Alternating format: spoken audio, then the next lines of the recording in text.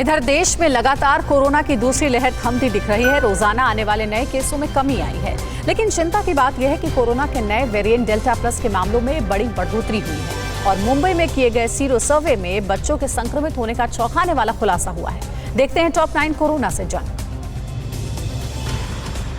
24 घंटे में देश में कोरोना के 37,012 नए केस आए हैं। वहीं इस दौरान 56,985 मरीज रिकवर हुए हैं।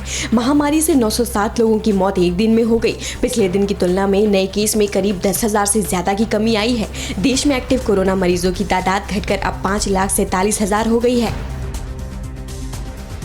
देश में कोरोना के नए वेरिएंट डेल्टा प्लस के मामले बढ़कर 51% हो गए हैं। सरकार के मुताबिक मई में कुल संक्रमण में 10% मामले कोरोना के चिंताजनक स्वरूपों के थे, जो 20 जून तक बढ़कर 51% तक पहुंच गए। हालांकि कोरोना के नए वेरिएंट के खिलाफ देश में बने कोविशील्ड और कोवैक्सीन टीके को कारगर बताया गया है।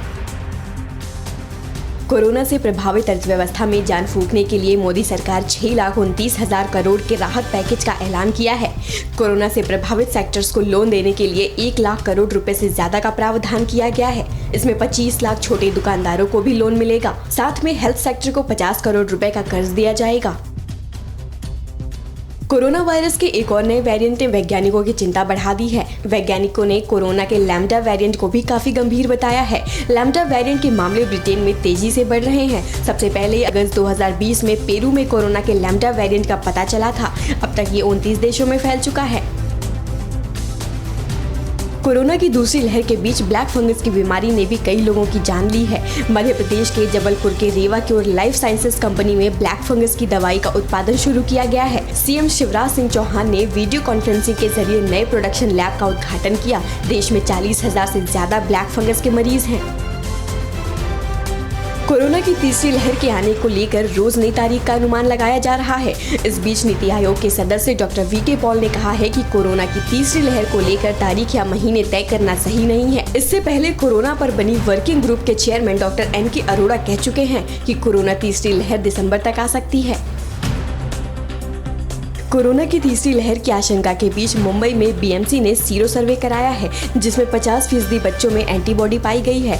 बीएमसी ने चौथी बार सीरो सर्वे किया है। इस सर्वे से साफ है कि कोरोना की दूसरी लहर में बच्चे भी बड़ी संख्या में प्रभावित हुए हैं। सर्वे में 2,176 बच्चों के नमूने लिए गए थे, जिसमें पाया गया कि 50% बच्चे कोरोना संक्रमित होकर ठीक हो गए हैं।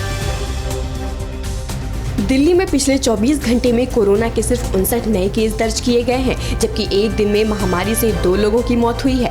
ये इस साल एक दिन में सबसे कम केस और मौत है। एक्टिव केसों की संख्या घटकर 1553 हो गई है।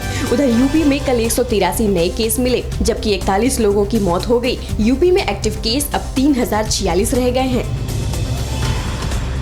पुणे के नेशनल इंस्टीट्यूट ऑफ वायरोलॉजी और आईसीएमआर के वैज्ञानिकों ने कोरोना वायरस पर गर्मी के असर को लेकर पहली बार रिसर्च किया है। इस रिसर्च में पता चला है कि कोरोना का वायरस 50 डिग्री तक बिना किसी प्रभाव के अपना काम करता रहता है।